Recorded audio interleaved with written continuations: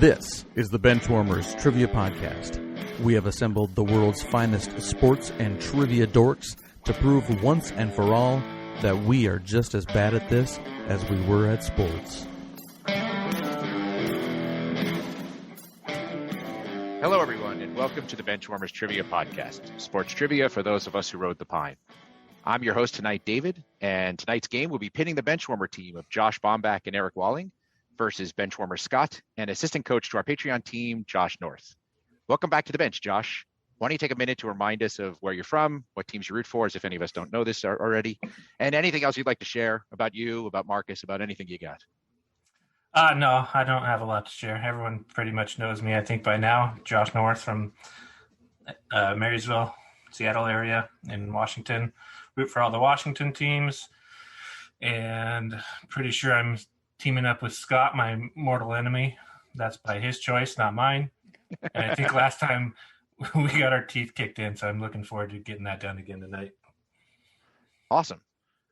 Well, not awesome. Hopefully it doesn't happen. But all right, Scott, why don't you tell us how things are going for you and share your team name?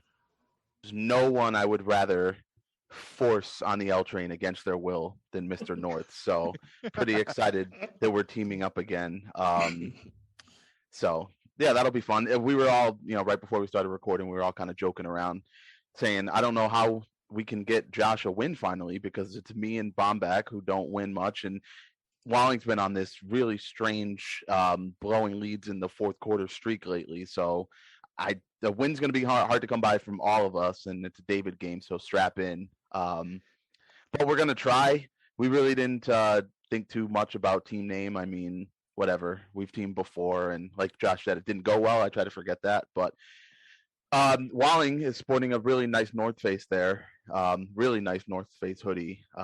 'Tis the season if you're in anywhere cold right now for North Faces. So in honor of that, because he's North and I'm pretty much the face of this operation, our team name is North plus Face. All right, North plus Face, the self-declared face of this whole operation. All right, that sounds good. Eric, Josh, I don't know who wants to go first, but tell us how you're doing. Eric, I'll please. go first because we have Please. a very special message coming from Josh for our team name. We're a little late today because I was crafting things out of brawn and strength in my garage. And now my car works again, so that was pretty great. I dodged a bullet of not having rotors on my car and trying to drive it. But otherwise it's been a nice weekend. It was snowy and in the 1 to 2s on Thursday, and it was 70 degrees today. So I am excited because spring and collective bargaining means baseball is right around the corner. So True enough. Pass it to my friend, the Josh half of Walling Josh. Love that name. Oh, jeez. I had a pretty good day for most of the day today. I went to a Brazilian steakhouse for lunch, so I got my meat sweats on, and then came home and took a couple-hour nap because of said meat sweats. But then I woke up to find out that the Vikings extended a certain quarterback for only one season, but that's one more or too many seasons. So as I declared with a meme in our Benchwarmer chat, our team name today is going to be Damn It, Not Again. Damn it, not again. That's perfect. And of course, you're subjecting Walling to have to live with that name as well. Well, that kind of goes with just about everything Cowboys, I think. That's probably true. That's true. Every season, it's Jerry Jones is the owner. Damn it, not again. Could have been our team name too, actually. Perfect. All right. Well, I think it's time to get rolling with the game. So let's kick it over to Dan for the rules.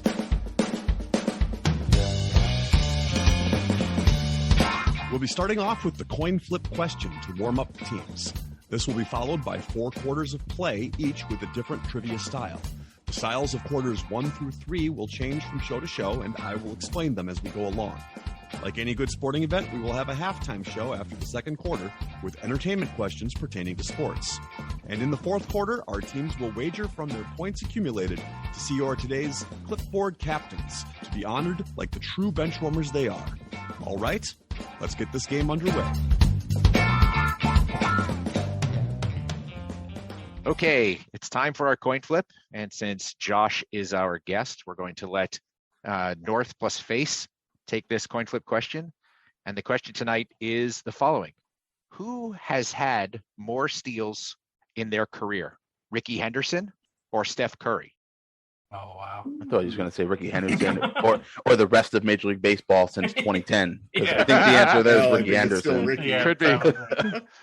No, it's Ricky Henderson or Steph Curry. Oh, I know Steph, he just became the all-time steals leader, right, for the franchise. I'm trying to remember if I remember the number because I just looked at it the other day. Well, how many years did Ricky play? 1 million? I mean, You're not wrong. 20 plus? My inkling is to go Steph here because you can get 5 or 6 steals in a game. I guess Ricky probably got like 3 or 4 multiple times. So It's probably, I'm guessing because it's a coin flip, it's pretty close. Yeah, I'm fine going with Steph. I don't really have enough on this either way to veer one way or the other. So I'm good with that. All right. Yeah, let's just check in Steph Curry. All right.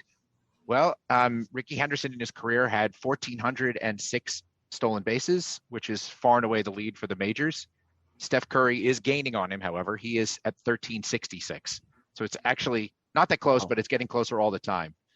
So I think Steph Curry's is through. Did the Warriors play today? I think it was through yesterday. But anyway, yeah, so he's 40 behind and gaining. All right. So that's 10 points for Darn It Not Again. Oh, I guess it's Damn It Not Again, huh? It is. If we can do Damn It Meg, I think we can do Damn It Not Again. For sure. All right. So heading into the first quarter, we have a score of Damn It Not Again with 10 points for doing absolutely nothing. And North plus Face yet to get on the board with 0. But we did something. You did do something. That's true. That's true. You had team, answered incorrectly. you had team bonding, and that's important. Let that All be right. a lesson to you, kids. Doing something is bad. Always do nothing when you have the chance. When faced with the choice of doing nothing or doing something, do nothing. Before we get to the first quarter, we wanted to let you know that we are on Patreon if you'd be interested in supporting us financially. Your contributions will be used to help us cover the costs that it takes to bring you the high-quality sports trivia you have come to expect from us. There's also some great perks that come with the Patreon membership to the Benchwarmers Trivia Podcast, including bonus episodes and Benchwarmers swag. You can find us at patreon.com/benchwarmerstp. Thanks.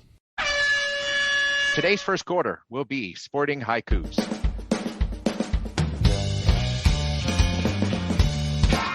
Sporting Haikus.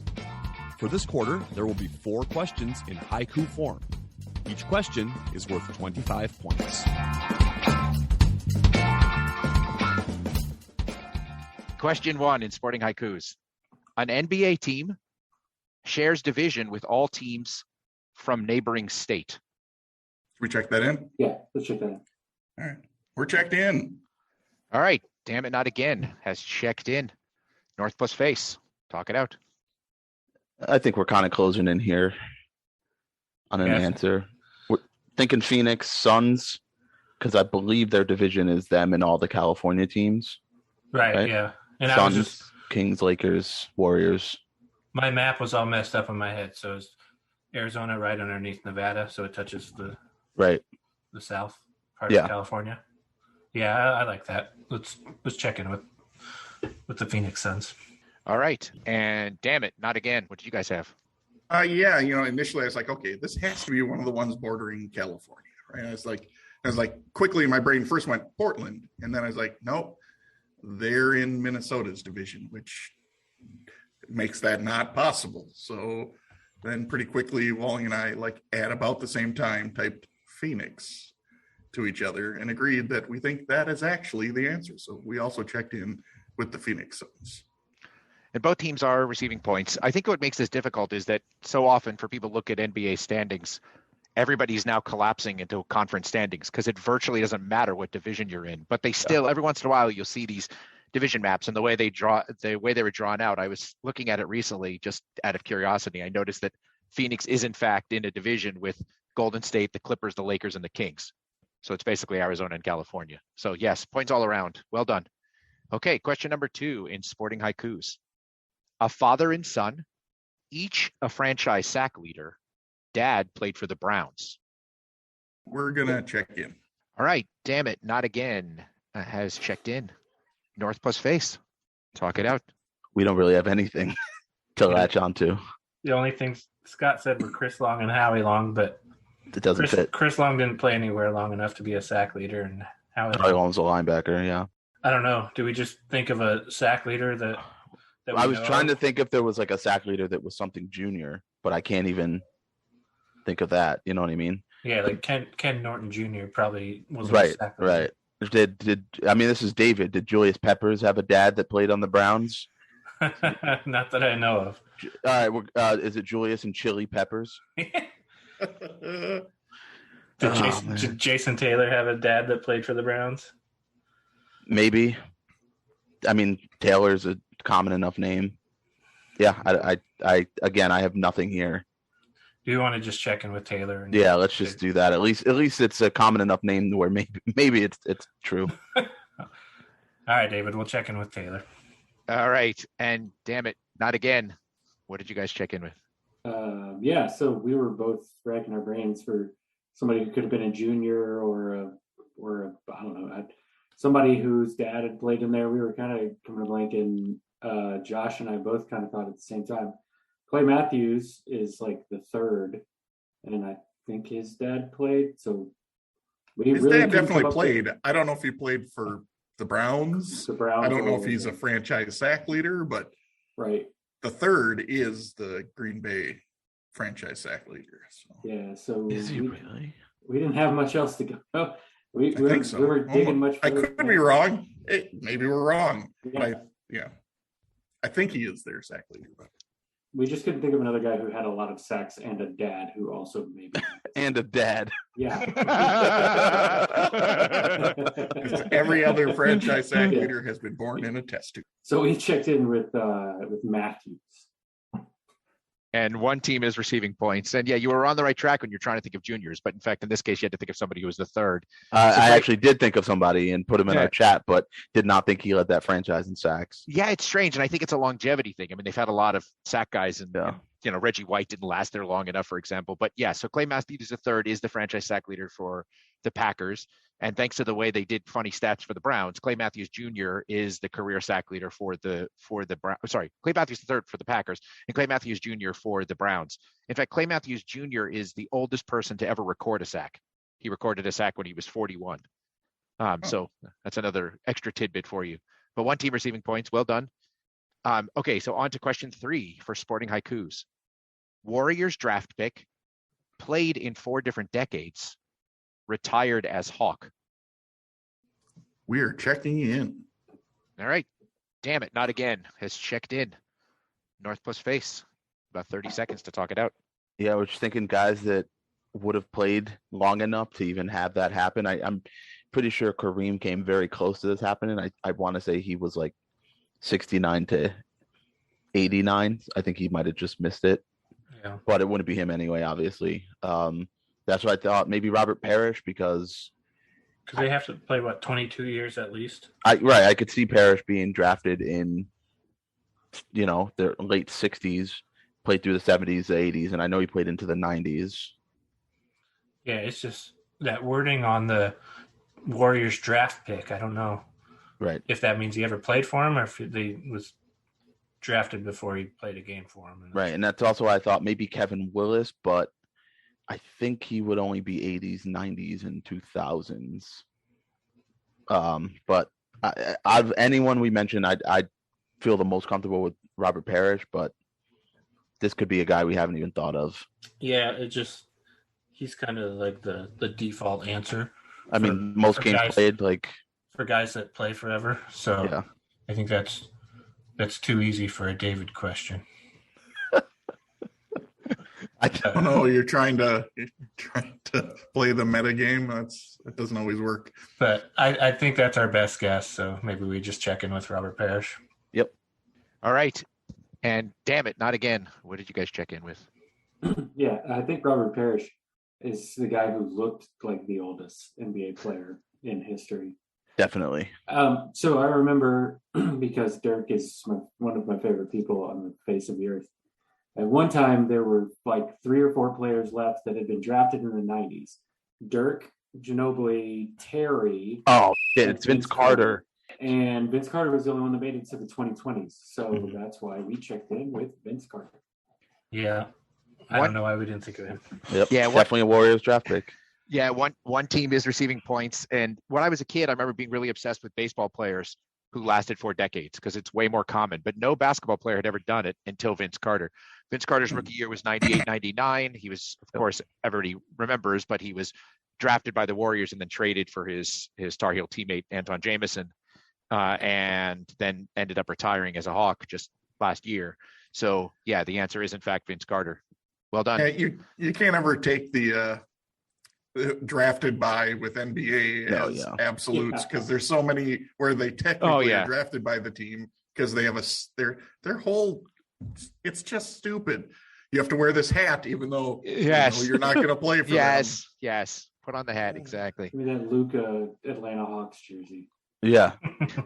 That's right. All right, on to question 4, our last sporting haiku.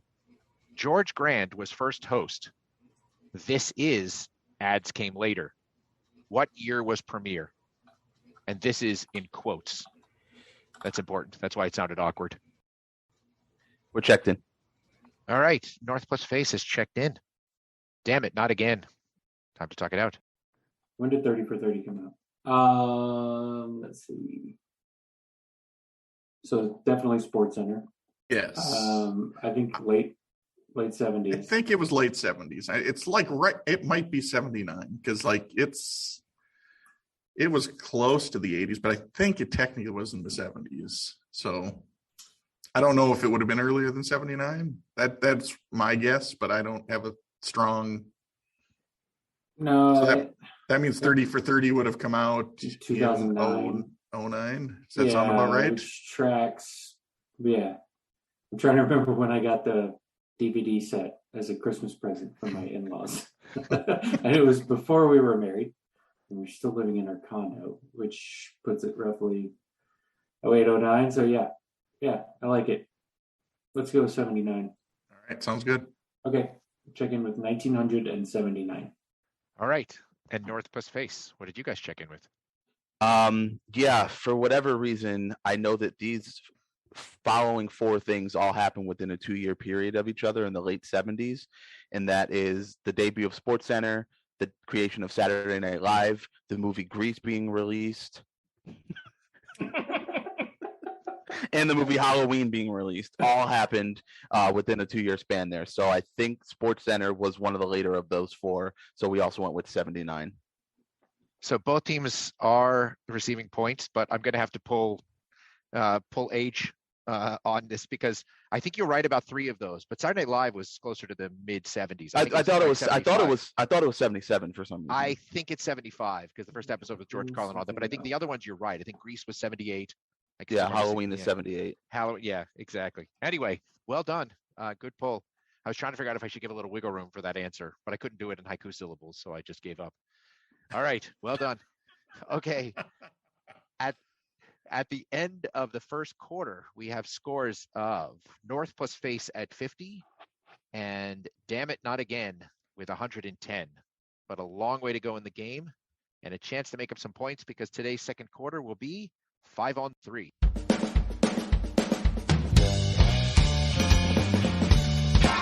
Five on 3. For this quarter, there will be 3 categorized lists containing 5 items, where each item is worth 10 points. The teams will attempt to guess as many items as they can. However, if a team has an incorrect guess, they will receive 0 points for that list. Here we go. 5-on-3. List number 1. In 2019, Albert Pujols became the 7th player in Major League history with 200-plus home runs in both the American and the National League. The first was Frank Robinson. All of the others did so in the last 40 years. Name them. We'll check in. All right. North Plus Face has checked in. Damn it, not again. I'm giving you 20 seconds. Okay. We got 2 for sure. I think the third one is so we agree on McGuire and Griffey. McGuire and Griffey. We think McGriff, right? I think think McGriff had enough. he would have had enough. Few AL stints and Atlanta. So then the question is, do we think did Vlad hit enough did he with play enough in the Nats? We're saying Montreal? did he hit 200 in Montreal? I don't. Yeah. Maybe. And Tommy was another name we threw out there, but I don't think he was with the Phillies long enough. I don't think he had an NL career long enough because he was like a career DH at the end. So yeah, anyway, do you just want to go with the three? And let's go with the three. Let's go right. with. We're going to check in with McGuire, Griffey, and McGriff. Okay. And North plus Face, what did you guys have? I like their three better, and I can't believe we didn't think of Mark McGuire. I mean, I did. I just, yeah. Yeah, so He always scares me with the Cardinals because even though he hit like 70 and then 50 or whatever the year after, he didn't hit that many more after that. So that's only 120. So I don't know that he even hit 80 more with them. That's kind of why I dismissed him. Yeah, that's true. So we were throwing around some of the similar names. Scott threw out Tomei, Delgado, McGriff, Sheffield, and Griffey. And we kind of we got down to Griffey, Sheffield, McGriff, and Delgado. And we decided to check in with Sheffield, Griffey, and Delgado for our three. I don't love it though. I'm feeling less and less good about Delgado though. I like Sheffield a lot.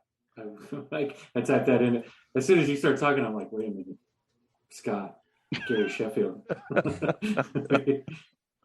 All right. Well, I will tell you by my records, and now I'm second guessing, and I want to go back and check because Sheffield does sound good, but only one team is receiving points. The correct answers are actually Mark McGuire, Fred McGriff, Ken Griffey, Vlad Guerrero, and if you can believe this, Carlos Beltran.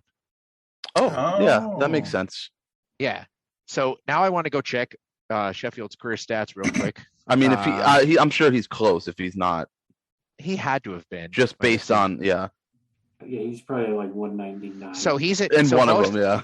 The vast majority of his were in the NL. Yeah. He was 368 in the NL and only 141 in the AL. Wow. Yeah. All right. So, he just didn't have enough years in the AL. Right. I mean, he's got Tigers, Yankees. That's pretty much it. Okay. So on to list number 2. I'm looking for the 5 schools that in the last 10 years have had a wide receiver drafted in the first round in consecutive years. We'll check in. Damn it. Not again. Has checked in. North plus Face. It's about 30 seconds to talk out. We've got definitely 2. Yes. And then just a ton of others that trying to remember the years, right? Clemson, because definitely Sammy Watkins. Yeah, and Hopkins should be right around there, but I don't remember. I think they might be 2013 and 2014. That fits. And then I threw out Baylor because they cranked out a lot of receivers when RG3 was there, but I don't know for sure. Now I'm thinking Notre Dame, right? Because they had like Michael Floyd and a couple of other pretty big receivers. Yeah. I'm fine going just Ohio State or just LSU, Alabama, which are the 2 we know for sure. Yeah. But I'd be fine if we wanted to throw in maybe Clemson. I feel like Ohio State's got to be in there too, but I just can't pull who it is. Right. Outside of Devin Smith, I'm not thinking of anyone else right now.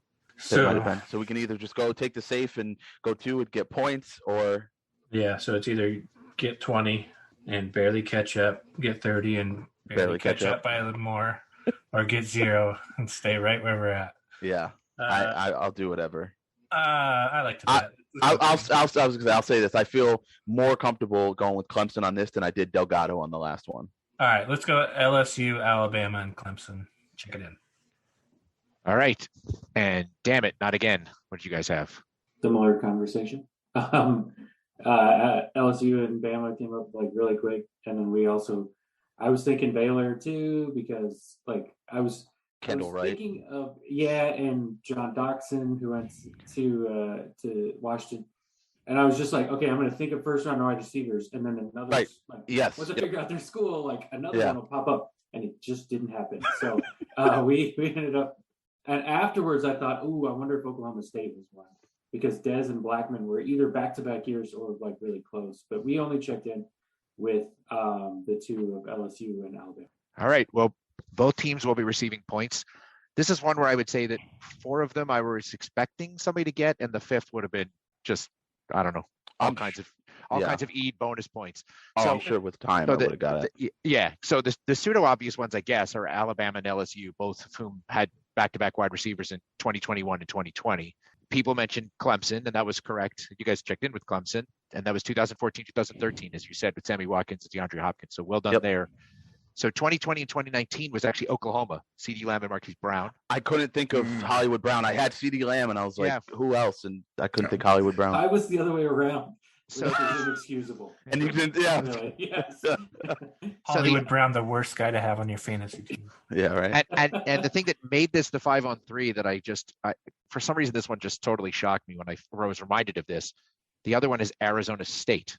You know, like it popped in my head because of Ayuk, but I was like, I'm not going to come up with another Arizona State. It's N'Keal Harry and Brandon Ayuk. I completely forgot about N'Keal Harry. Yeah, most people did. For good reason, because he's N'Keal Harry. So absolutely. The Patriots. All right, so that was exactly. So it's 30 points for North Plus Face and 20 points for Damn It, Not Again. And finally, we come to list 3. According to Pro Football Reference, not including declined or offsetting penalties, what were the most commonly called penalties in the NFL in 2021? We're going to check in. Okay. Damn It, Not Again is checked in. North Plus Face, you have about 30 seconds to talk it out.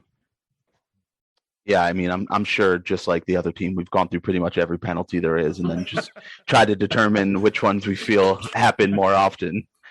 Of all the ones we mentioned, Josh, I like offsides, offensive holding, defensive pass interference, false start.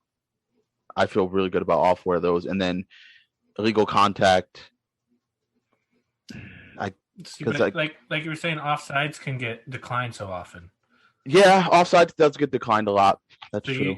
I would think more encroachment, especially now. They call encroachment a lot faster than they used to. Well, and actually, you know which one might be up there for that is neutral zone infraction. Neutral zone infraction, right? Because offensive linemen are getting so good at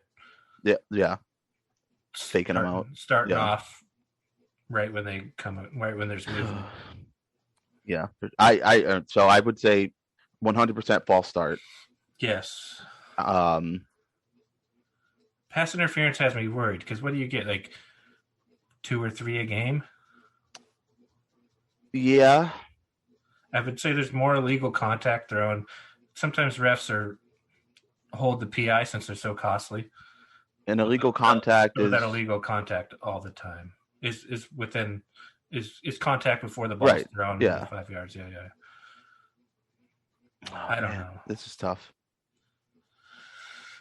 We're definitely going to say false start. I like offensive holding, I think. Those 2 for sure, yeah. Because, I mean, O-linemen especially are always getting called for that. I don't know.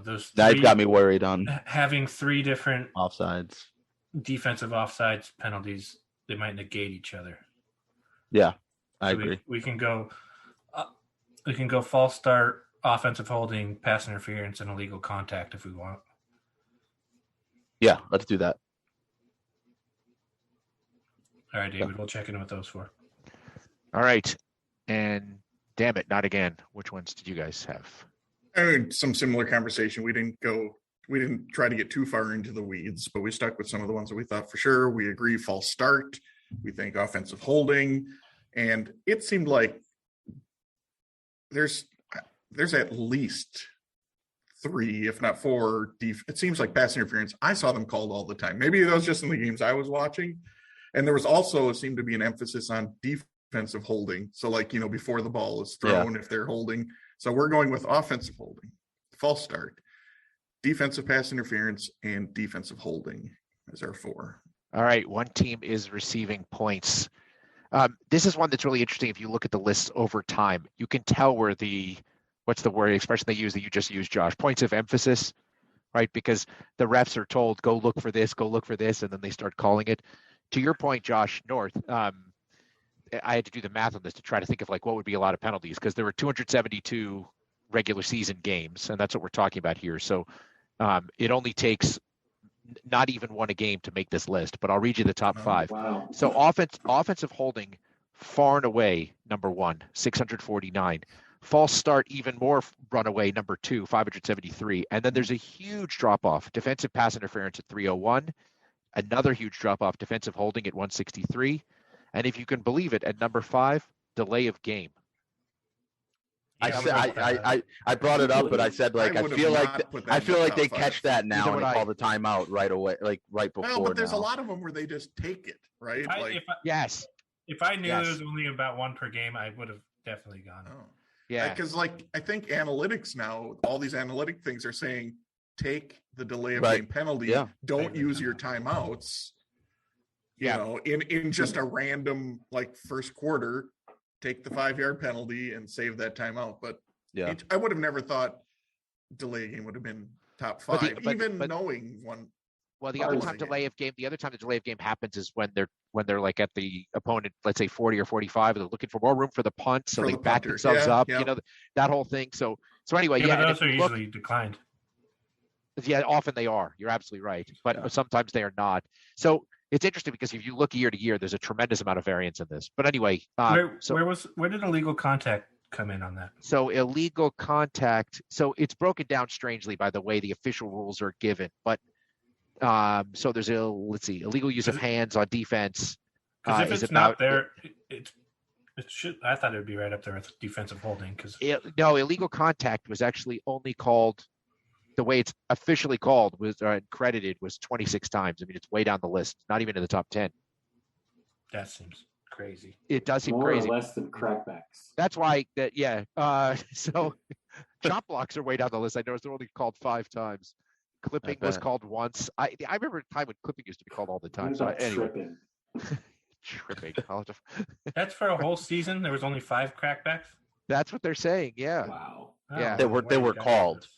That were called. Yeah. But there were 16 horse collar tackles, for example. Anyway, I just thought it was an interesting question. I don't know. All right. One of those got called in a game where I was like, I don't think that was like a horse collar, like.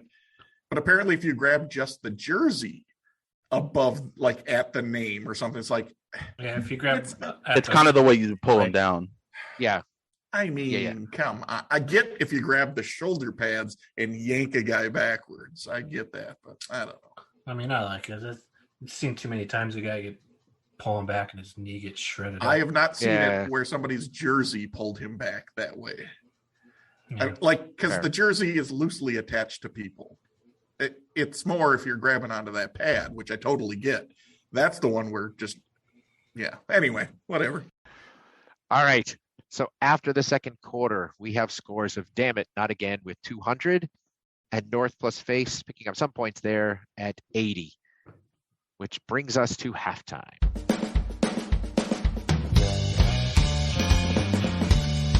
It is now time for the halftime show. There will be 3 entertainment questions pertaining to sports, with each question worth 25 points.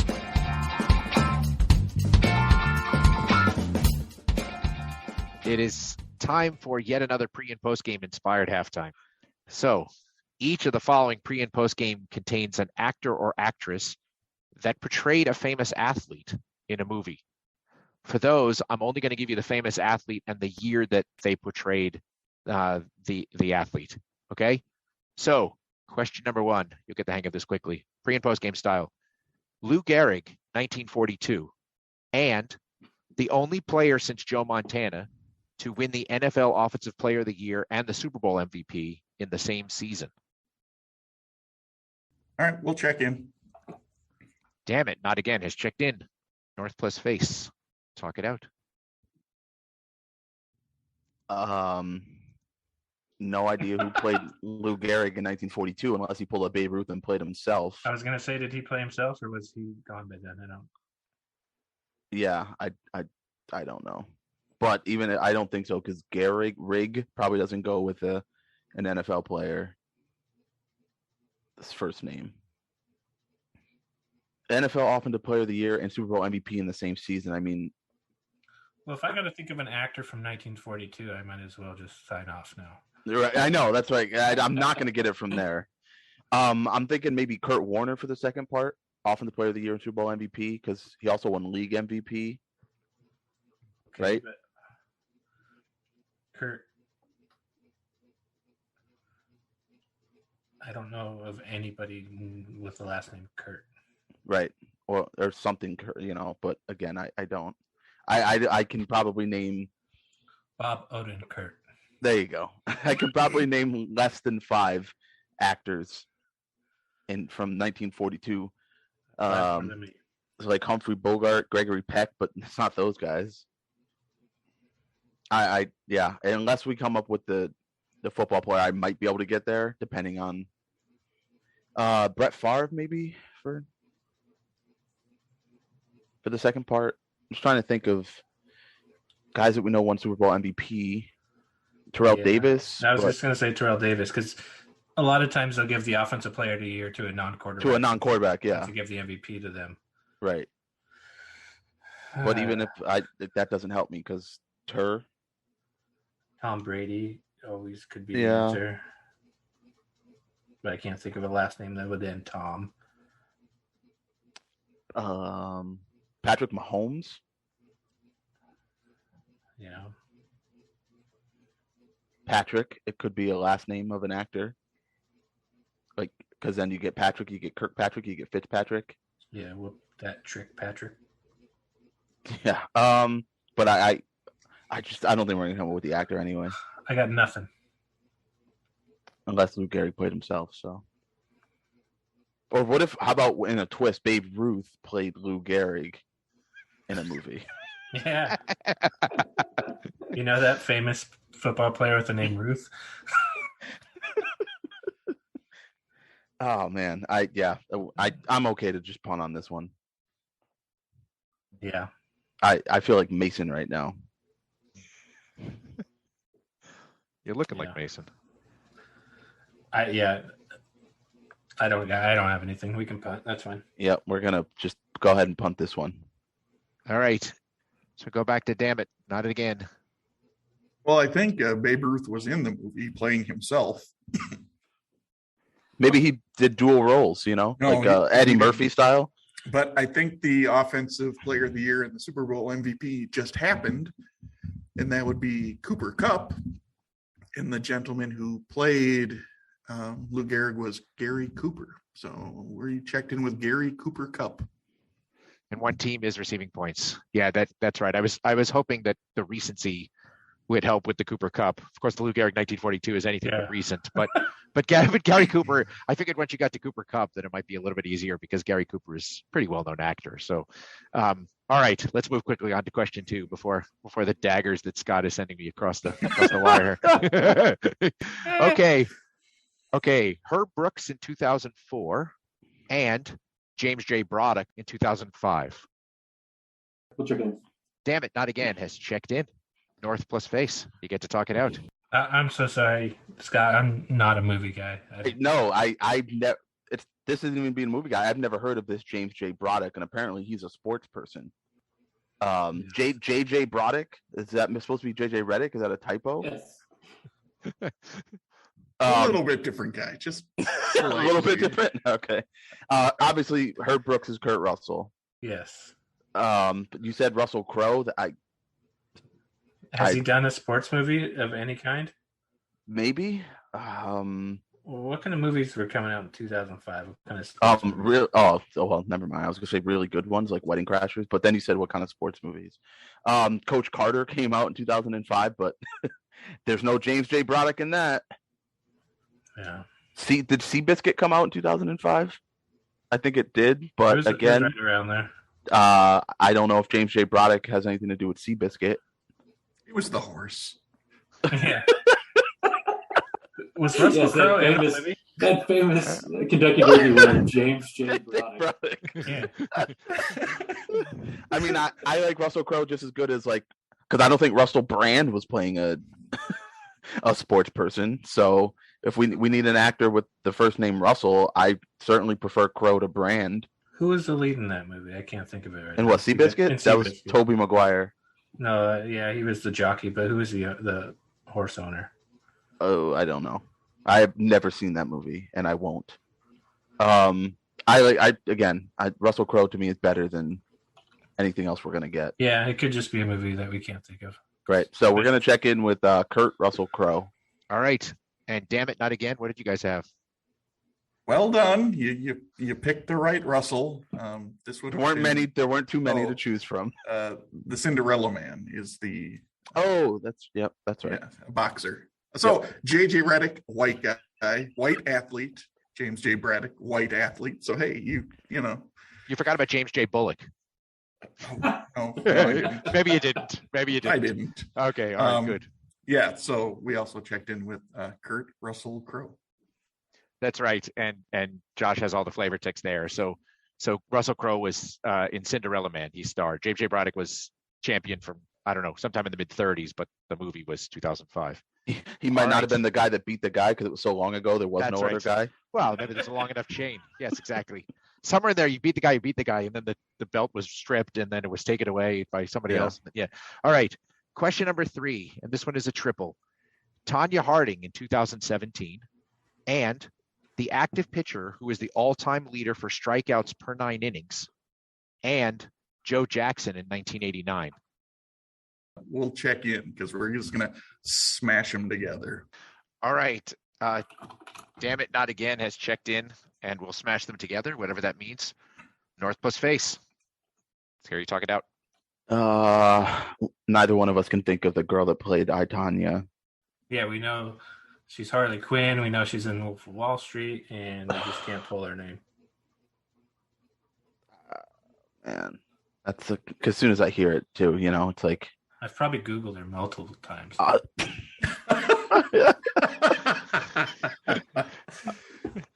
Sure you have. And then active pitcher, and what is it? Strikeouts per 9, he said? Yeah. Oh, wait. And active pitcher who is the all-time leader for strikeouts per 9. Okay, so you would think like Scherzer or Kershaw or Verlander. Right? I mean, yeah. Unless it's I guess it could be a relief pitcher. If we can just keep naming pitchers, maybe the beginning. Yeah. Right. Beginning sound will get us to her name. Because I think it could be. Yeah, it could be a relief pitcher too, though, right? Like a Josh Hader or someone that hasn't been around that long, but has the K per 9. Yeah, but her name doesn't start with Josh or end with right. Josh. Yeah. Well, I don't think it's Max either, or Clayton, or Justin. Oh man, I can't believe I'm blanking on her name right now. I know. She was like the most popular actress for like a 3-year span there. And it's just not coming to me. Do we have any idea who Joe Jackson is? Shoeless Joe Jackson. I'm thinking this might be 8 Men Out. I don't know what year that came out. That's probably around there. Do you know who played him? Nope. Maybe I don't even know who was in that movie besides D.B. Sweeney. Yeah. Was Ray Liotta in that? I think he was. Yeah. Ray, does that help with a pitcher? No, I don't know, Scott. I don't know. Okay. When I get there, I don't. Yeah. All right. If I could just think of her name. And I can't believe I'm blanking on it right now.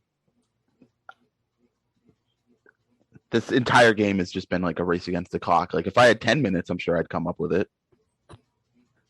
And we probably would have remembered Hollywood Brown too if we had 10 minutes in that other one. Could have got one more there. Yeah, I just can't think of her name. All the names that are popping in my head are not her. So I don't even have anything funny because there's 3, so it's hard to come up with. Yeah, a funny one. So yeah, we're gonna say the actress that played Harley Quinn, a pitcher that's in the MLB right now, and either DB Sweeney / Ray Liotta. That's what we checked in with. Okay, well, we'll talk about that. We'll break it down in a second, but before we do, We may not be wrong. yes, you You're may not be wrong. Well, I mean, But damn it, not again. What did you guys have? well, I will say, Scott, you did name the two actors who have played Shoeless Joe Jackson. Yes, you did. In films. Nice. One was in 8 Men Out, and the other was in the movie that you needed to have it for, which was Field of Dreams, which was Yes. Ray Liotta. Boring. I'm Almost gonna as boring as When Harry apologize. Met Sally. Because now that I said we're gonna smash them together, I'm not sure that Margot Robbie would be very happy that I made her smash Ray Liotta. So we are checking in with Margot Robbie Ray Liotta. Mariners legend, Robbie Ray. Yes, and that's right. And in fact, that was part of the reason, part of the inspiration of the question, because when I saw that Josh was on, I wanted to work in a legendary Mariner. And I thought you were gonna say you wanted me being on. You wanted to work, Field of Dreams question. No, that also works. That was just bonus, right? I mean, I got to sort of go after Josh and both Joshes at one time. Yeah, Robbie Ray. If you look at the strikeouts per 9 innings leaders now, I mean, Ryan and Randy Johnson both sort of fall down the list because all these active pitchers are on that list. I didn't realize Robbie Ray was quite that prolific when it came to strikeouts, but yeah. So one team does receive points. It's Margot Robbie Ray Liotta. If we could have got Margot Robbie, that question would have been. We would have had it. Yeah. Actually, I was thinking you were going to get it going back to front, because as soon as Scott said Ray Liotta, I was waiting for you to jump in with Robbie Ray, and then you probably would have had it from that. And I think you could have easily gone back to front. So anyway, for sure. Well done. All right. Well, unfortunately, our game is splitting up a little bit here, but right now we have scores of North Plus Face has 105 points, and Damn It Not Again has 275. But there's still time for Walling to screw this up. And we have a missing link. And we're now on to the second half.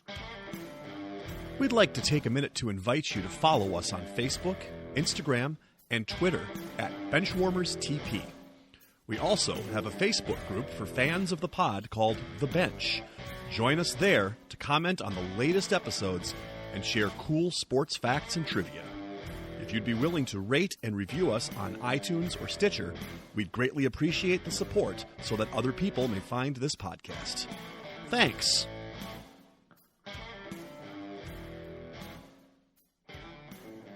And today's third quarter will be the missing link. What? No way. I just didn't see this coming. The Missing Link. This quarter will consist of 5 questions with theme-linked answers. The teams will attempt to answer the questions and guess the theme. Each question is worth 20 points. If a team checks in first via chat to the host with the correct theme before the 5th question, they will earn 100 points. The other team can still earn 50 points with the correct theme guess. If neither team has checked in with the correct theme before the 5th question, each team can earn 50 points with the correct answer to the theme after the 5th question. Question 1 of the missing link. After being drafted out of UCLA in the first round, this quarterback had a journeyman career in the NFL, but also played in the Arena Football League. And in 2001, he became the first and only XFL MVP while playing for the Los Angeles Extreme. We're checked in. All right. North Plus Face has checked in. Damn it, not again. Talk it out. I actually watched that one season they had back then. Wasn't only one season back then? Oh, yeah. One season back then. It's got a great talk out session where we just get a long series of Josh sighing. Yeah, Just well, like one right after the other. Salty size over here, this team. That's right. I mean, like I said, I think I watched a lot of the games. Why? That's a whole different question. We don't need to go down that. It wasn't He Hate Me. That he wasn't a quarterback. Smart. It wasn't Rod Smart. No. Is it Tommy Maddox? You know, now I don't know. that, I think I remember him being in. Like, that name rings a bell when you said that. I have no idea if he went to UCLA. I don't either, but I think I remember him being XFL and NFL. Yeah, that's the only name that's popping up for me. Okay. Like I said, it's just from recalling back to watching that amazing season of the Extreme Football League or whatever. Just two guys running at each other from 30 yards away to get the ball first. There was some interesting-ish ideas. So you good with that? I mean, I'm not going to come up with anything different. Yeah, sure. That's the one that popped in my head from back then. So yeah. All right, Okay. we're going to check in with Tommy Maddox. All right. And North plus face, what did you guys have? It's not a backup beep answer. That was well thought out. Yeah, it's Tommy Maddox. It's correct. I just had to get there. It just took me a minute to. Yep. Yeah. Both teams are receiving points. Well done. I don't really have flavor text on Tommy Maddox, but he is our first missing link clue. Okay, question number 2. Scott might call this a David question. What is the only number between 4 and 16 inclusive that has not been retired to honor an NFL quarterback? What are you doing with this missing link? There's going to be a number? What is going on here? Okay, we'll check in. All right. Damn it, not again has checked in yet again. And North plus face. Time to talk it out. Well, luckily, my partner knows his quarterback numbers because I sure as hell don't. So that's good. Somewhat. I think we're down to 3 that we can't really think of much for. Is 6, 11, and 15 are the ones we couldn't think of anybody for. 11, I feel like, is a pretty common number. I mean, Matt Leinart wore 11 on the Cardinals. Yeah, so that's probably right. And number 6, I'm pretty sure Jay Cutler was 6, but his number's not retired anywhere, and he's the only, literally the only person. Yeah, wear 6 that I can think of, and it's a pretty ugly number. Yeah, like I said, 15 to me feels like it'd be more of an older QB, but I don't really have. There's a lot of obviously QBs that we're missing. At this point, we're just don't know what guessing. number they are. Yeah, so you just pick one. I don't feel strongly at all. So I don't like 11. Yeah, so I mean, if you don't like 6 and you think it's ugly, yes, let's just check in with 6. I can't think of anybody. Sounds good. All right, and damn it, not again. What did you guys check in with? Similar conversation. Started going around, ticking off guys that we knew for sure, and neither of us could think of one with the number 6 retired. So we checked in with 6. And both teams are receiving points. So just as a quick recap, I just wrote down sort of the top quarterbacks in my estimation that had each number retired. So 4 is Favre, obviously. 5 is McNabb. 6 is the Gap. 7 is Elway. 8 is Steve Young. 9 is actually Steve McNair. 10, Fran Tarkenton, I would say, although Eli Manning has also had his number retired. 11 is Phil Simms. 12 is a bunch of guys. Kelly, Greasy, Namath. 13 was Marino. 14 was Dan Fouts. 15 was actually Bart Starr, so you were right that he was an older school person. And 16, Joe Montana. And there were others littered throughout that. But who'd you say for 11? Sorry, I missed it. 11 was Phil Simms. Okay. Phil Simms. Okay. So our theme-linked answers thus far are Tommy Maddox and 6. Question number 3. What's the only city that has had 4 different Big 4 teams each win an MVP since 2010? Yeah, I kind of like it, Josh. Yeah, let's just lock in because I'm not going to get anywhere else. We're going to check in too. Oh, sorry. I do it once. You can do both. Okay, so Josh has locked in and Scott has checked in, and North plus Face collectively has checked in. Damn it, not again. You get about a minute to talk this out. Okay, so I'm just going to do this via NBA MVPs because they're the ones that are easiest to remember because it doesn't have much turnover. Yeah, I'm trying to think the NHL just because it's going to be such a smaller list, I think, of possibilities. But so you get Steph, you got Giannis, you got Jokic from last year, which I don't think. So I don't think Denver has had a baseball MVP. I don't think they've had an NHL one recently. I don't think Minneapolis has either. No, we can. The Twin Cities, we can just move right on past. Yeah, them. keep on moving. Let's see. I thought Boston popped into my head first, but I don't think they've had an NBA MVP. That's the thing that stuck with me. The one that's popping out to me the most since 2010, and that's like right on the cusp of when Derrick Rose won his MVP, is Chicago. Okay, because what did it say? Since 2010. Okay. Right. Well, I think Patrick Kane won with the Blackhawks. Right. So now the question is, oh well, but who didn't know? Because there's no NFL one. Who? Yeah. Turds. All right, I'm gonna need an answer. Okay. Well, then which one do you like better? Do you like LA or do you like DC? I like it. I don't know about LA for the NHL. I don't know if the Ducks have had anyone. Right. Well, then you want to go with the Bay, like San Francisco Bay Area, then, because we know Steph has. Has there been a San Jose Shark? I don't know. Okay, how about DC? Have they had? Yeah, you had Harper. Because Ovechkin. We probably. Is Washington? They got a basketball one though. I don't know. Right. Well, what do you think? You want to go with DC or do you want to go with San Francisco, San Jose Bay Area, or LA? I mean, okay. I don't know. Okay, let's just do LA. Let's just check on LA. All right, There's lots of teams there. Yes. Lots of teams. Yes, Los Angeles. All right. Yes, you good? I guess. Okay. All right. Damn it, not again has checked in. North plus face. What did you guys have? I think I actually figured it out after the fact, which sucks.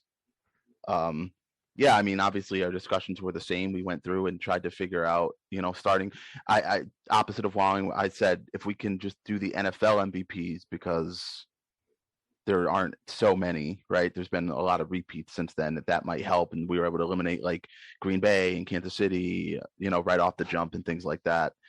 And then we got to Denver, and we were like, I thought, Peyton Manning won that one for the Broncos, and then obviously Jokic, and then couldn't remember if maybe like Matt Holliday snuck in an NL MVP or a Nolan Arenado, and then we thought maybe Nathan McKinnon for the Avalanche might have won one. So we checked in with Denver, but I think I figured it out when they were talking about Derrick Rose, because I think it's Chicago, because it doesn't have to be all four sports. I think it's Derrick Rose, Patrick Kane, Chris Bryant, and Jose Abreu, all from Chicago. So that's what I think it is. But unfortunately, I didn't figure that out until after. So we checked in with Denver. So neither team is receiving points, although Scott gets mysterious non-existent bonus points for coming up with the answer after the fact. Yes, it is Chicago, and I thought Eric and Josh were gonna get it as soon as they said Chicago, and they dismissed it. Me too. They dismissed it because of the Bears. So did I. In my head, I was like Derrick Rose, and then I went Bears. I didn't even think that the fact that the multiple teams in the same sport that my brain was just locked on. Right, one from each big sport, four yeah. leagues. Yeah. I mean, you have it worded where it doesn't say that. Yeah. But that's where my brain was. So. Yeah, I apologize that I threw you off the set, but our themed linked answers thus far are Tommy Maddox, 6, and Chicago. Question number 4. What country has the longest gap between years hosting the modern Olympics? We'll check in. All right. Damn it. Not again. Has checked in. North plus face. Talk it out. We're trying to use a theme that might not even be a theme to get the answer. But it's fun, if nothing else. Yeah. So we're thinking maybe Greece. Yeah, I'm not great with Olympics. I'm terrible with Olympics. Bomback will tell you that. Just trying to think of multiple site countries, and it doesn't say summer or winter. Right. So like I think France has hosted both, so there's probably a smaller gap. And right, I would agree. Greece, Greece wouldn't host a Winter Olympics. Huh? Right, and we know we got them in 2004. Yeah. And so if they were like one of the first early. modern Olympics. Yeah. I'm You're looking at probably, I mean, what, 70, 80 years maybe? Yeah. Has Mexico hosted twice? I didn't know Mexico hosted once. Okay. I think they did. Maybe not. How about Brazil? Did they host before? I don't think they hosted before the 2008 or whenever that was. Right. I remember that one. Yeah, I don't know if they hosted before then. I don't know. Greece just doesn't seem like a David type answer either. No, it doesn't. But I just don't know enough Olympic cities. And I guess, well, I know Olympic cities, just knowing cities. I don't know the gap in between. Yeah. When they hosted. And I don't know when modern started. Right. I don't either. Yeah, I don't know exactly what that means. When they put on clothes and stopped wrestling naked? Yes. What is that? How boring is that? It was before Kurt Angle. I know that. He had the singlet. We're probably running out of time. You want to just say Greece? Sure. The movie came out in 1978, so. Yeah. Checking in with Greece is the word. All right. Northwest Face checked in. Darn it, not again. Or damn it, not again. Sorry. What did you guys have?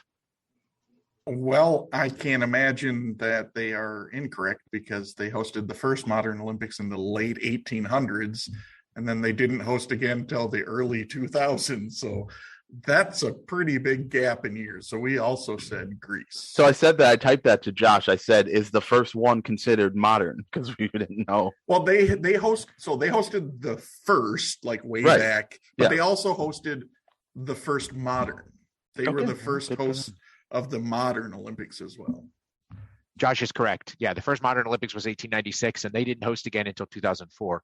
Yeah. So the Winter Olympics actually was completely irrelevant because the Winter Olympics didn't start until the 20s. But that's why I was sort of. That's why I was sort of. As soon as I thought of Greece, I was like, that question didn't matter. That was irrelevant. Yeah. Yep. So so everybody got it. It was Greece, and our themed linked answers are Tommy Maddox, 6, Chicago, and Greece. Here we go. Question number 5 in the missing link. What's the only school that has had at least 3 running backs win the Heisman and at least 3 quarterbacks win the Heisman? We'll check. All right, damn it, not again has checked in. North plus Face. Your first thought was USC?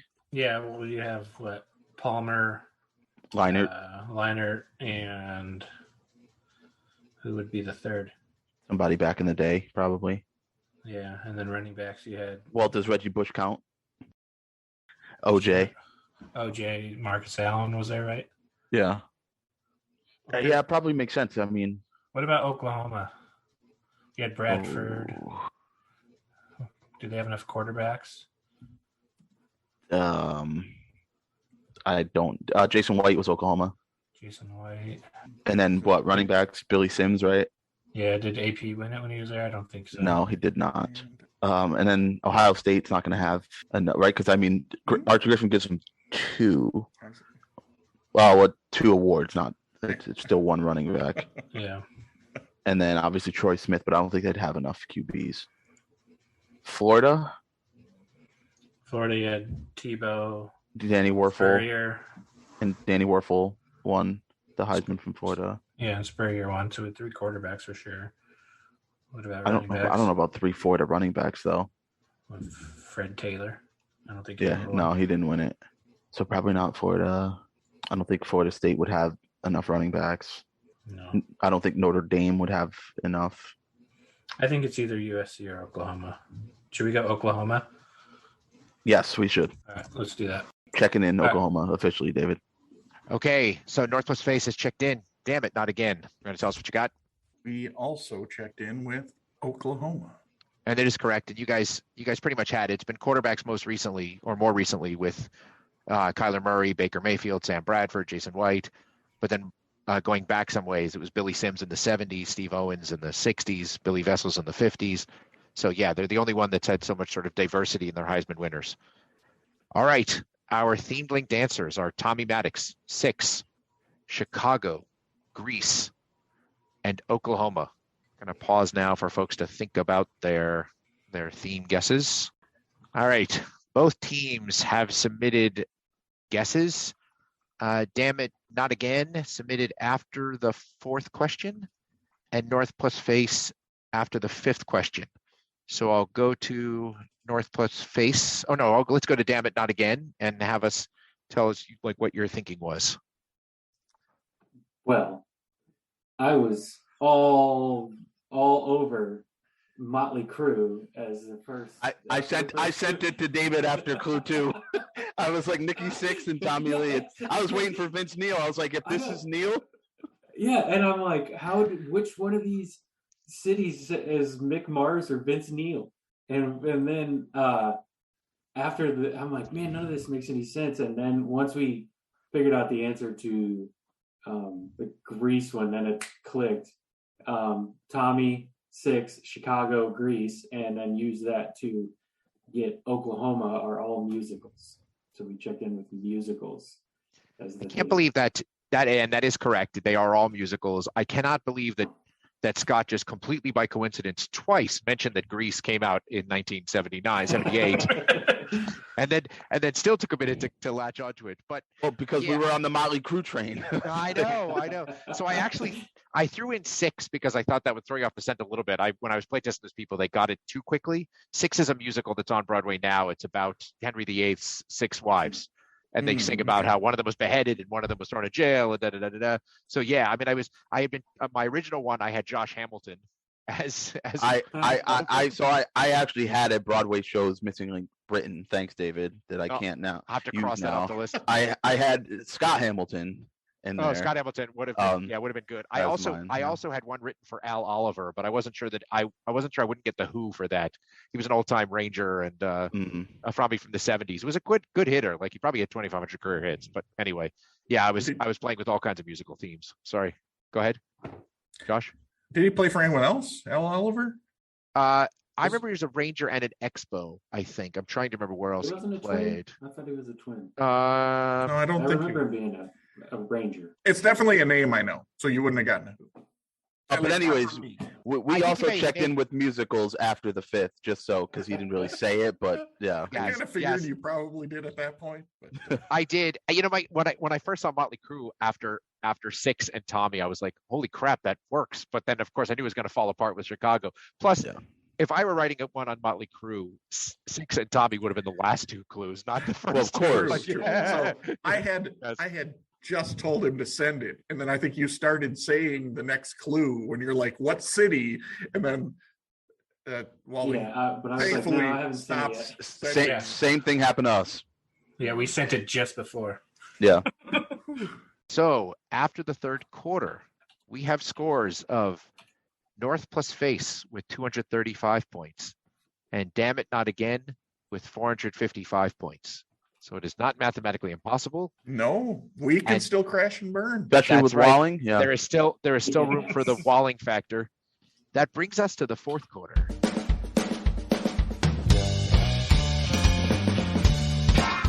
The fourth quarter, known as Put Your Fours Up. This quarter consists of 4 categorized questions that teams will wager up to 100 points each, not to exceed their current point total. All right. The categories for today are as follows. Question 1, The Lion King, pertaining to NFL receiving records. Question 2, The Producers, pertaining to baseball hitting leaders. Question 3, Les Miserables, pertaining to the NCAA men's tournament for basketball, sorry.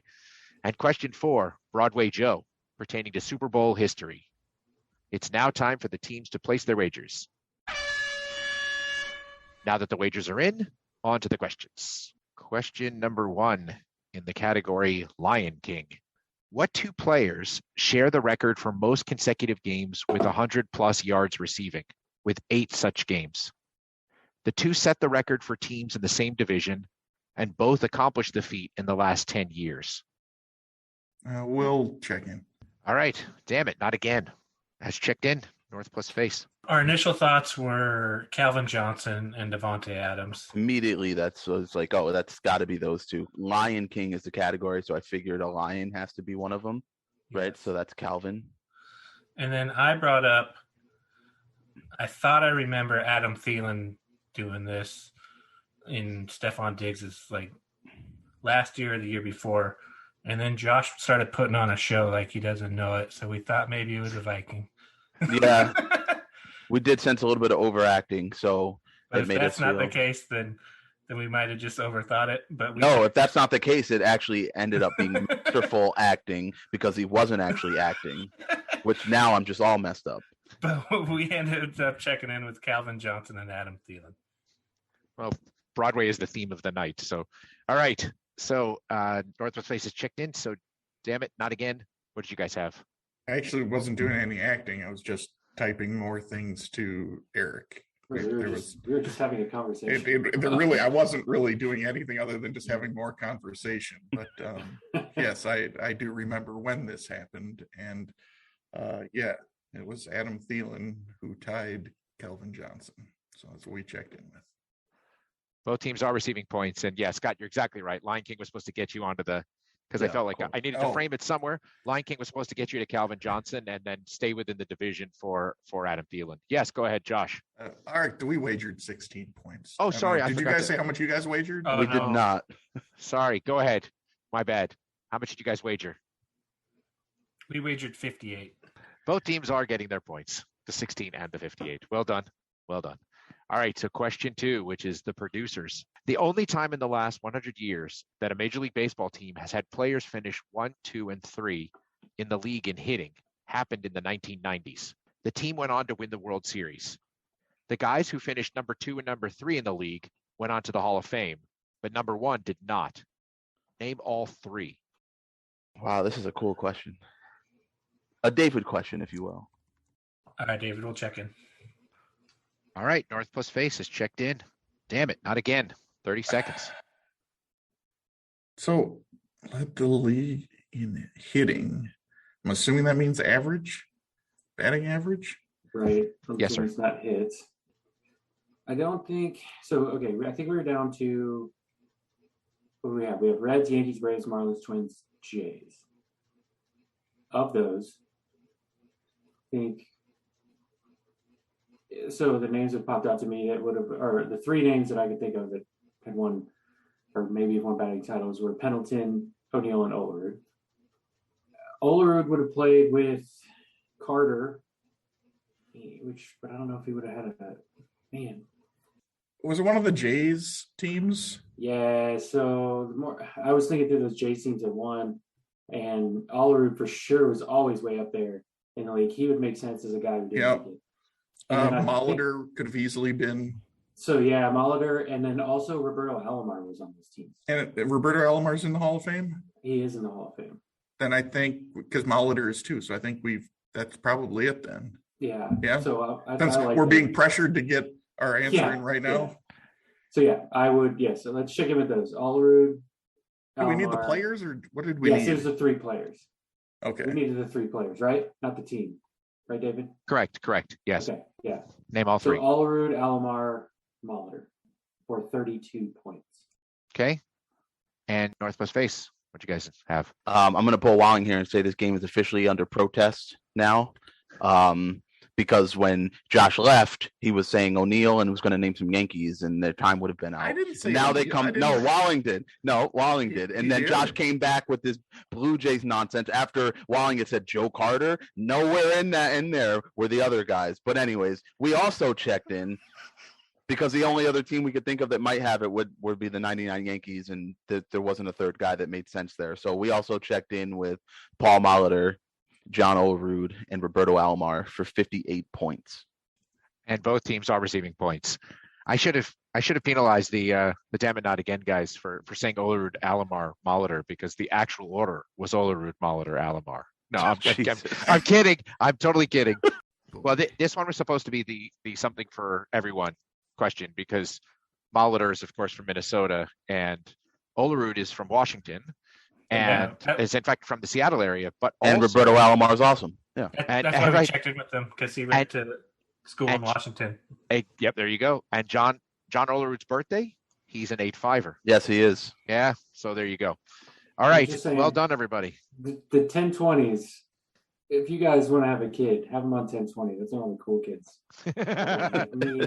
If you want to have a kid, make sure it's 1020. Plan it out in advance. Look, it's Mickey Mantle, Snoop, and me. Like, how much better could you? Well, you had me through the first two, but I mean, eight fivers are real sweaty. It's me, David, and Patrick Ewing. So He's not wrong. Okay. Question 3 in Les Miserables. There are 3 schools in the current major conferences, ACC, Big 12, Big 10, Pac-12, SEC, and Big East, who have not made the NCAA men's basketball tournament since at least 2009. Name 2 of the 3, and you can have 3 guesses. I'll give you 2 hints to help narrow it down. One of them is Eastern time zone, one is Central, and one is Pacific, and all 3 are located in states that have been presidential blue states since at least 1988. most of the questions this game, I feel like I've been racing against the clock. They're like thought-provoking to the point where it's like if I just had 10 minutes. By thought-provoking, you mean impossible. Scott, I'm good with that. All right, David, we'll check in. All right. North plus Face has checked in. Damn it, not again. We think we might have one. Well, Washington State. I've been sitting here the whole time trying to think of the Central Time Zone blue state that has had a team not be there since then. And Dude, yeah, all we can come up with is Illinois is the Central Blue State. well, no, Minnesota has been a blue Minnesota, state since before even 80. They were the only blue state in 84, and they've been blue ever since. Or 80, one of those, 80 or 84. But it's not Minnesota. It's not Illinois or Northwestern, because Northwestern went for the first time a couple of years back, I think 2017. A bunch of the other states flopped to red in 2016 in the Central, so I don't have any idea what's really going to work for the Central. And then the East, you have almost all of that Northeast has been blue. So pick a college from out of there that's in one of those. Like St. John's or... Are they in one of the... Oh, they're in the Big East now, aren't they? Yeah. Have they been there recently? You want to go with that one? Sure. We'll go. You want to go with Washington State and St. John's? And just see if we get those 2 out of the 3, because I can't think of a... Yeah, I can't think of... I mean, I'm really curious who that middle one is, that Central State one. Yeah, let's just check it in, because spoiler alert, we bid 0. So, so Washington State, St. John's, and we will be very surprised about the Central. Yes, more of a mental exercise for us. Really. Fair enough. Yes. Fair enough. Okay. North plus Face. We had no clue, really. So I listed out all the Pac-12 teams because it had to have been at least one Pac-12 team since they're the only conference in the Pacific time zone. And I couldn't remember if Washington State made it when they had Clay. So since we got 3 guesses at 2 teams, I was between Cal and Washington State, so we put both of them. And then we just had to pick a random team from the Northeast because we just really had no clue. St. John's made it with Chris Mullins as their coach, I think 2 or 3 years ago. Pretty sure. So we just put Rutgers, but I think they've been there too. But that was all we could come up with. So our 3 answers are Rutgers, Cal, and Washington State checked in. Well, neither team is receiving points. 58 points? but we're losing 58 points. Okay. So neither team is receiving points, and only one team is losing points. So Cal made it as recently as 2016. Rutgers was in it last year. I think they're in it technically again this year. They are playing Notre Dame in a play-in game because I know that because I have a good friend who's a Rutgers fan and a good friend who's a Notre Dame fan. And it's weird that those 2 circles are intersecting. Happen to intersect. Yeah. So Josh is also right. Josh North is right that St. John's made it just a few years ago. So that is correct. So the correct answers are Washington State, which everybody got. The one that nobody mentioned was Boston College. They have not been in the tournament in a very long time.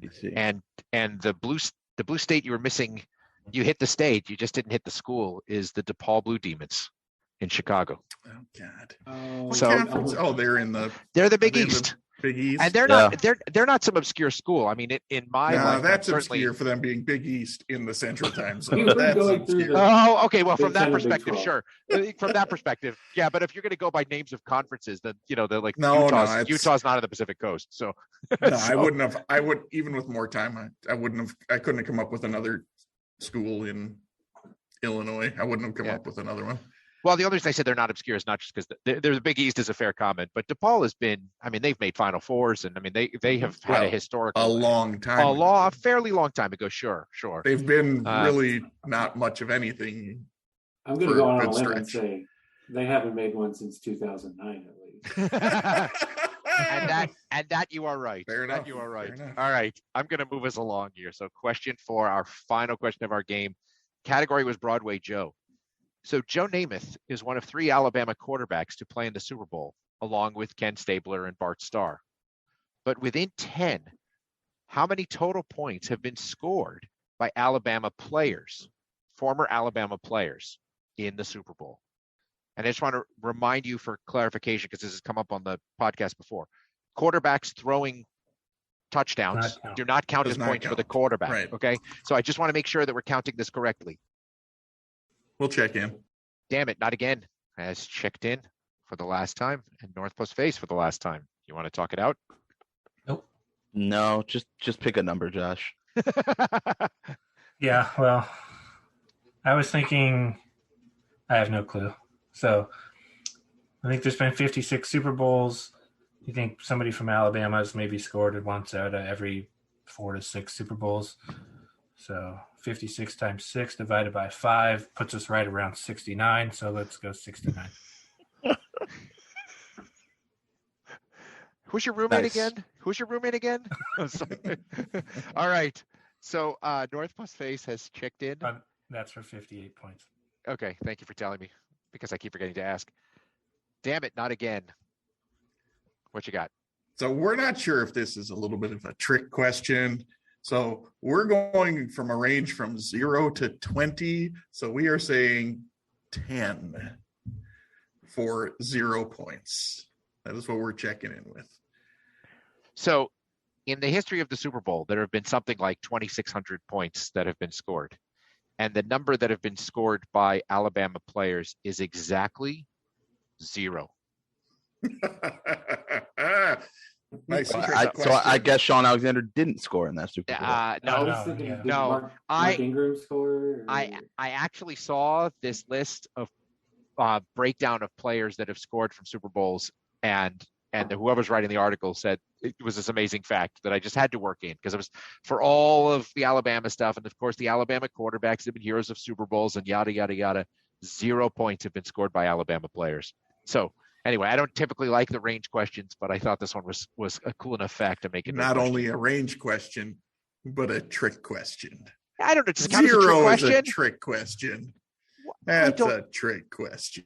I mean, until recently, their skill guys weren't that great. No, it was some running backs, like maybe Eddie Lacy fell in the Packers Super Bowl or whatever. But yeah, they haven't had that many opportunities either.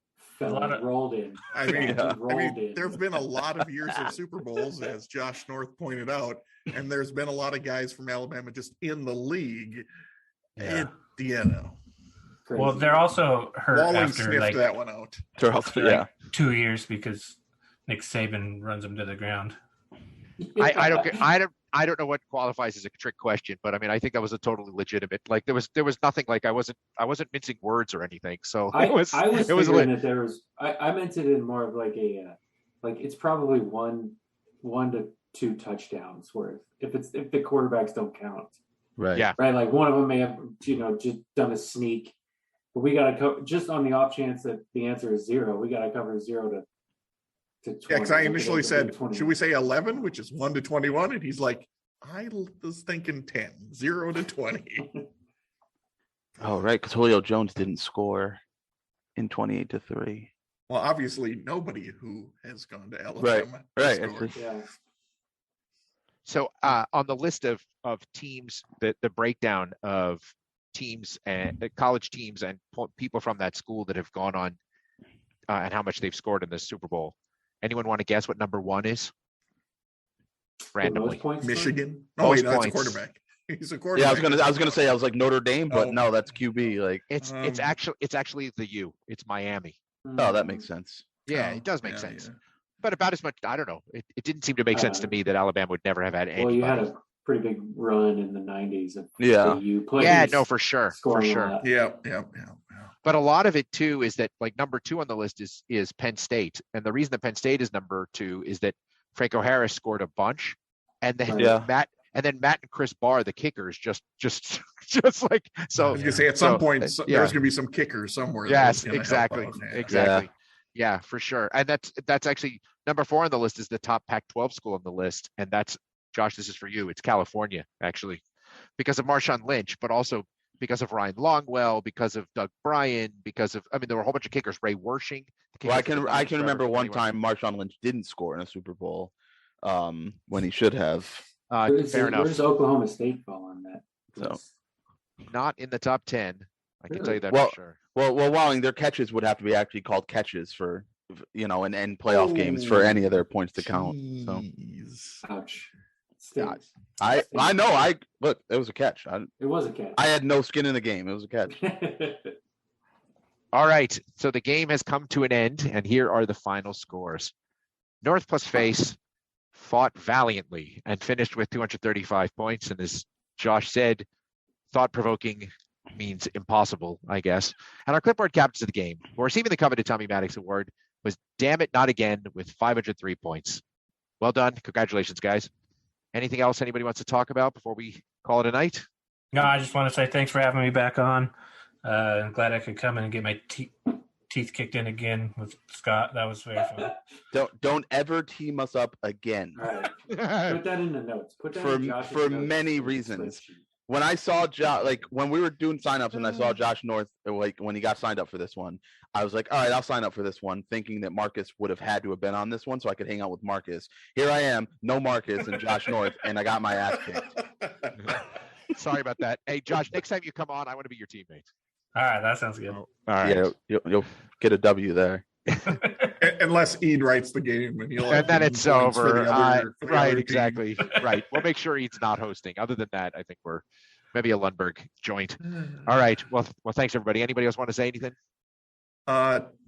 Josh, thanks for being a Patreon subscriber. We really appreciate that. You and all of you who help us out with a little bit of scratch every month. It definitely helps us, pay the bills and all that goodness. So appreciate that. David, well-written game, even with your tricky 0 question at the end. It was good. And I was going to say something else, can't remember what.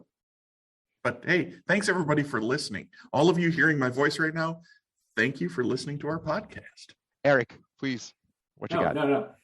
I will echo the sentiments of my fellow players and say, thanks for listening. Thanks, David, for putting a good game together.